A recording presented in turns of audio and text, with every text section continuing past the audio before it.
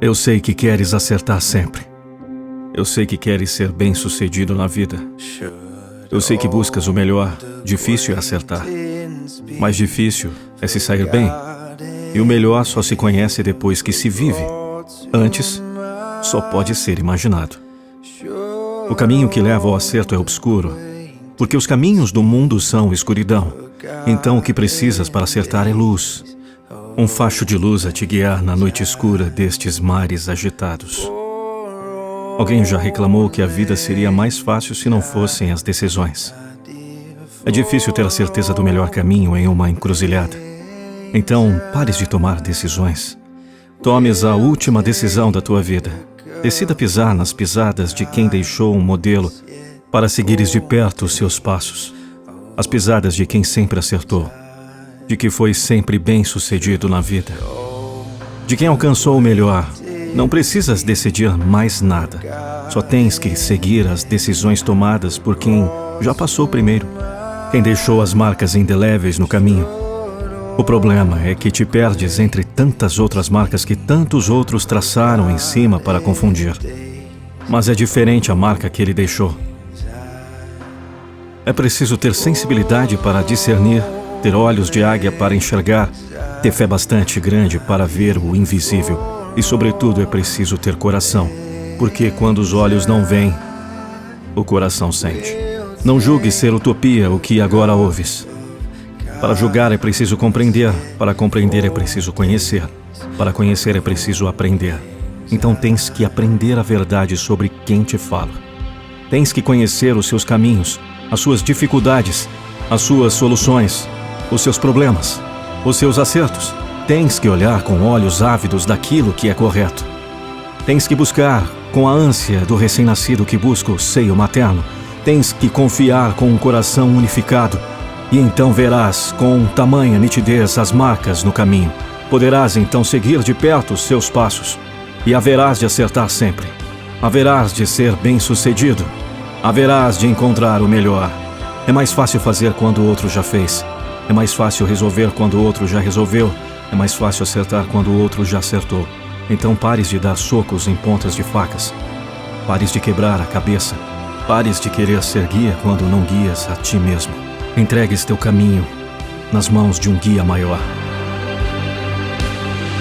Sigas de perto a Jesus Cristo. Ele deixou um modelo para seguires de perto os seus passos. Quem eu sou e que nada faço por mim mesmo. Mas isto falo como meu Pai me ensinou. Se vós permanecerdes na minha palavra, verdadeiramente sereis meus discípulos e conhecereis a verdade. E a verdade vos libertará. Somos descendência de Abraão e nunca servimos a ninguém. Como dizes tu, sereis livres? Bem sei que sois descendência de Abraão, contudo procurais matar. Vivemos num mundo carregado das mais variadas contradições. O homem passa a vida inteira construindo casas e não tem a sua própria casa para acomodar a família. Outro enfrenta o sol abrasador e as chuvas torrenciais para conseguir o produto que alimenta o mundo e vive subnutrido por falta de recursos. Ainda há aquele que passa a vida fazendo a plateia morrer de rir, enquanto ele mesmo morre de chorar com as agruras da sua vida. É assim. São os palhaços do mundo. Nós somos os palhaços de um sistema que agoniza e tenta sobreviver à custa das palhaçadas que nos vitimam. Um sistema sem sistemas nas mãos de governantes desgovernados. Certamente não funciona. O trabalhador não recebe o mínimo percentual que deveria requerer a dignidade do seu trabalho. Mas aquele que deixou um modelo para seguir de perto os seus passos afirmou que o trabalhador merece o seu alimento. Essa afirmação tem gerado práticas erradas por parte daqueles que sempre puxam a brasa para sua sardinha e tem tirado o alimento da boca de muitos trabalhadores. São coisas do sistema sarcástico em que vivemos. Existe hoje um número muito grande de pessoas que vivem dependentes de recursos doados por fiéis de suas denominações religiosas. E quanto maior o patrimônio dessas denominações, maior o incentivo para as grandes doações. Naturalmente, maiores são as suas despesas. Uma das bases que costumam usar para justificar a sua dependência é essa afirmação feita pelo grande mestre. Costumam repetir jocosamente as palavras dele: o trabalhador merece o seu alimento. Ocorre que existe uma diferença estonteante entre o trabalhador mencionado por ele e o trabalhador dos nossos dias. Quando fez essa afirmação, ele havia acabado de dar instruções aos seus seguidores sobre como deveriam executar a obra. Quando fez essa afirmação, ele havia acabado de dar instruções aos seus seguidores sobre como deveriam executar a obra que ele estava lhes comissionando a cumprir. Interessante foi a conclusão de parte das instruções que lhes dava. Ele os orientou a dar de graça quaisquer serviços prestados relativos à transmissão de seus ensinos. Foi bem longe no esclarecimento. Disse-lhes que não deveriam adquirir nem ouro, nem prata, nem cobre para os bolsos dos cintos, nem alforge para a viagem, nem 2 peças de roupas interior, nem sandálias, nem bastão. E foi aí que concluiu afirmando que o trabalhador merece o seu alimento. Para entender a ideia por trás de toda essa orientação é preciso voltar no tempo e ver como as coisas aconteciam naqueles dias. Aqueles primeiros enviados visitariam pessoas apenas dentro do território de Israel. Era o seu próprio povo e, por tradição, tinham a hospitalidade por costume. Eles poderiam sim aceitar essa hospitalidade, mas não receber qualquer coisa em paga de seus serviços prestados. Além do mais, eles gastariam todo o seu tempo naquele trabalho. Não era o caso de viver a usufruir a vida e gastar algumas horas durante algumas noites da semana com algum culto religioso. O seu tempo estaria sendo usado integralmente a favor da obra a que estavam sendo designados. E ainda mais profundo é que ele disse que o trabalhador era merecedor do alimento e não da manutenção da sua vida. Muito menos, naturalmente, de luxos e extravagâncias desregradas e pessoais. Muitos em nossos dias, que acreditam em tudo o que ouvem, entendem que devem doar dinheiro a instituições para cuidar de seus líderes. Infelizmente, são expostos as passagens das Escrituras que, supostamente, trazem essa exigência. O que não sabem, porém, é que são passagens dirigidas a pessoas de outros tempos, para objetivos totalmente diferentes dos que hoje estão em exercício. Também conhecem muito bem essas passagens, mas nunca foram informados da orientação daquele que chamam de Senhor.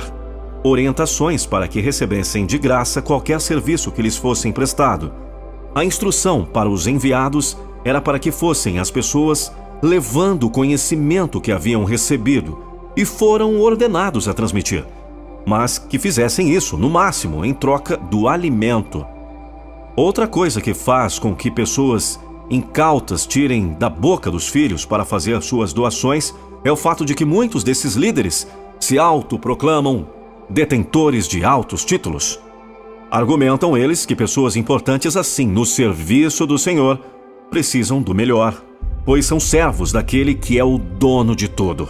Fazem crer a ser um vitupério para o nome de Deus caso andem por aí perdidos no anonimato e na simplicidade.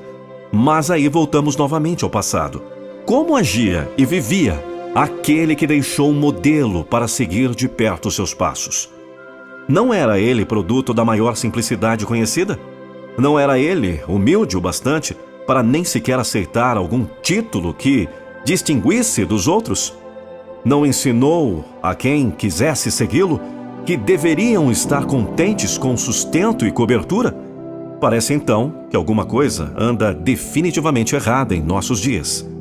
É aí que refletimos sempre na necessidade de colocar à prova o que escuta. Os ouvidos ouvem apenas, mas é o seu cérebro que tem a obrigação de raciocinar, de questionar, de entender.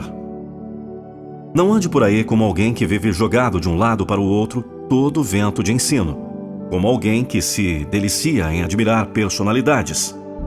O maior homem que já viveu não aceitou pompa, não viveu em luxo, não acumulou riquezas, não tinha onde deitar a cabeça.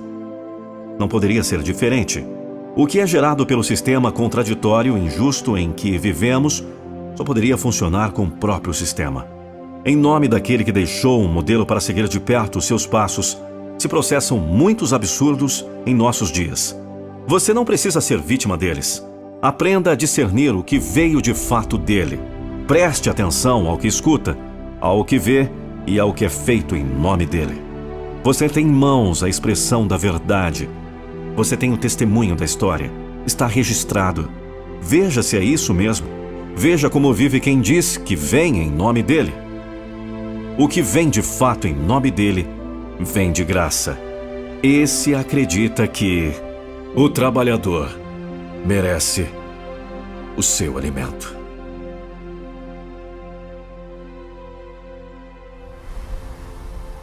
Quando você sente fome, toma alimento e se sente saciado. Quando você sente sede, toma água e sente saciado. Mas já deve ter pensado ao menos uma vez em como é difícil sentir fome e não ter como satisfazê-la. Mais difícil ainda sentir sede e não ter como saciá-la. Deve ser uma das coisas mais difíceis do mundo. Mas um sábio do passado afirmou que isso é motivo de felicidade. Felizes os que têm fome e sede de justiça, disse o grande mestre.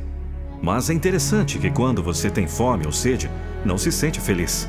Você se sente bem quando sacia a fome ou sede. Por que então menciona ele que você será feliz por sentir fome e sede de justiça? Primeiro é preciso entender o conceito correto de justiça. Afirmam os bons dicionários que justiça é a faculdade de julgar segundo o direito e melhor consciência. Repare que envolve a consciência de quem julga. Sendo o homem um ser imperfeito, logo se entende que ele não tem justiça em si mesmo. A justiça humana condena o errante. Isso é injusto. A verdadeira justiça condena o erro. Uma vez o erro tenha desaparecido, foi feita a justiça. Costuma-se também dizer que a justiça é igual para todos. Como já foi dito, aí começa a injustiça. É injusto porque duas pessoas iguais, que cometem erros iguais, podem não ter o mesmo grau de intencionalidade. Podem não ter nem ao menos a mesma condição racional no momento do erro. Logo é injusto aplicar a mesma justiça em ambos os casos. Isso torna patente que o homem não tem justiça em si mesmo. Isso porque não pode ver os sentimentos. Julga apenas a base de suas próprias conclusões. Um terceiro ponto para consideração é que a verdadeira justiça deveria dar ao ser humano uma condição digna de vida. Uma condição em que ele não fosse atormentado por tantas dificuldades como tem sido. Uma condição em que ele se sentisse plenamente satisfeito. Ninguém tem no mundo hoje essa plena condição. Mas as pessoas se acomodam com a sua sorte na vida. Sentem-se saciadas com a justiça que recebem ou praticam. Uns poucos continuam famintos e sedentos de justiça, da verdadeira justiça. Estes podem ser felizes. O grande mestre forneceu a razão. Porque serão saciados. Sim. Quem não se conforma com as justiças e injustiças atuais e não estão felizes com elas, podem esperar o cumprimento da promessa. Felizes os que têm fome e sede de justiça, porque serão saciados. Como é que você se sente quando alguém o ofende? Como se sente quando alguém o magoa? Mais importante que o sentimento é a ação. Como reage? É daqueles que quando a vista escurece não se responsabiliza mais pelos atos? E é daqueles que a vista escurece com facilidade? Sabia que causa um grande dano a si mesmo?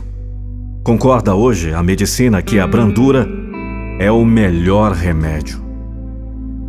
O ser humano está ficando cada dia mais agitado, está ficando cada vez mais impaciente, cada vez mais irritado e nervoso. Por isso é menos feliz, por isso encurta a vida. O homem perdeu a qualidade da brandura. Entende que não pode levar desaforos para casa. Acredita que calar-se diante de uma investida é ser covarde. Mas será que era covarde o maior homem que já viveu? Foi ele que ensinou, antes da ciência descobrir que a brandura é o melhor remédio. É o caminho para a felicidade. Felizes os de temperamento brando, porque herdarão a terra. Foi o que ele ensinou. Isso é significativo quando somos informados pela Organização Mundial da Saúde que a falta de brandura na família constitui um risco maior para a saúde das mulheres do que os acidentes de trânsito e a malária juntos. A falta dessa qualidade é uma das emoções que mais dano causam ao nosso corpo, coração e mente.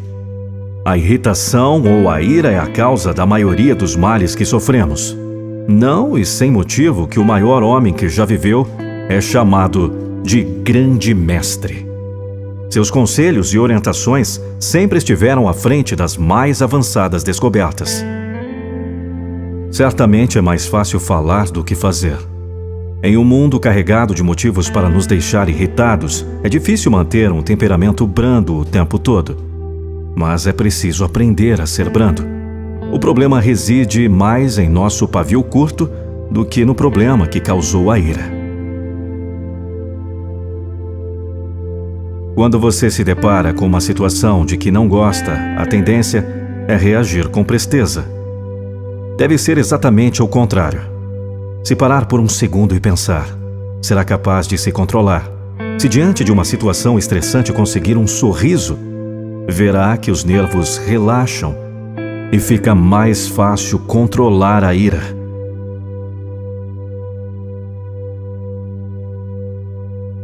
Se parar e contar de 10 até 1, verá como esse tempo ajuda a dissipar a reação irada. De qualquer modo, é certeza que vale a pena o esforço para desenvolver um temperamento brando. Repare que há uma recompensa. Felizes os de temperamento brando, porque herdarão a terra.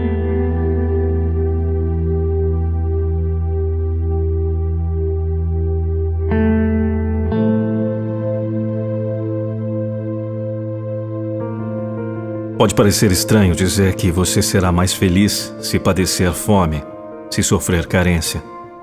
Mas foi isso que um grande sábio do passado estabeleceu como modelo para a felicidade. Foi isso que ele marcou como um dos pontos que levam à maior felicidade. Disse ele que são felizes os que têm consciência, ou seja, os que reconhecem que carecem de coisas espirituais. Isso é muito profundo. Felizes os que sabem que são espiritualmente pobres. Foi o que disse o grande mestre. De acordo com eruditos gregos, esta expressão significa literalmente os que mendigam. Mas como pode alguém que mendiga ser feliz? Analise comigo.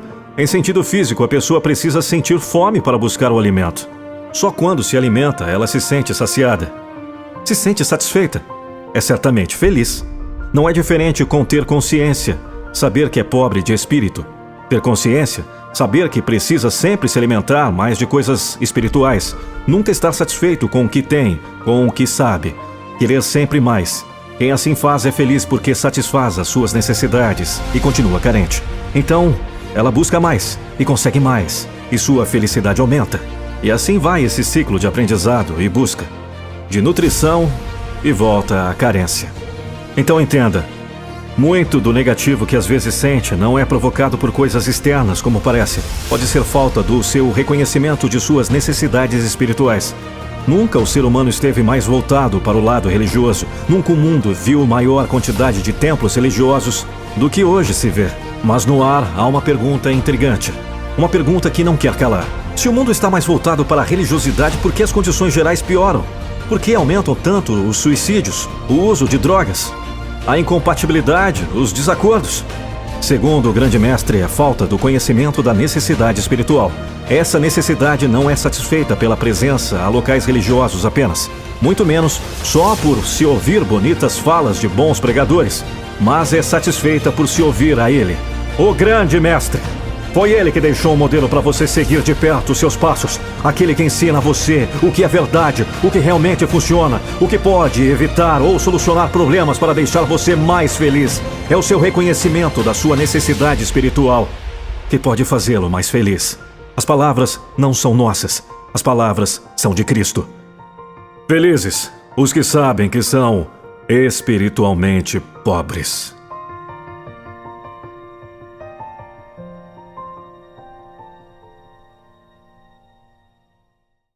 Descubra o método que vai transformar e virar de vez a chave da sua mente para o sucesso em apenas 21 dias. Você precisa de um método eficaz para superar os medos e bloqueios inconscientes que impedem sua felicidade, sucesso e realização. Acesse agora o primeiro link na descrição e transforme de vez a sua vida. Acesse agora www.metamorfose21dias.com.br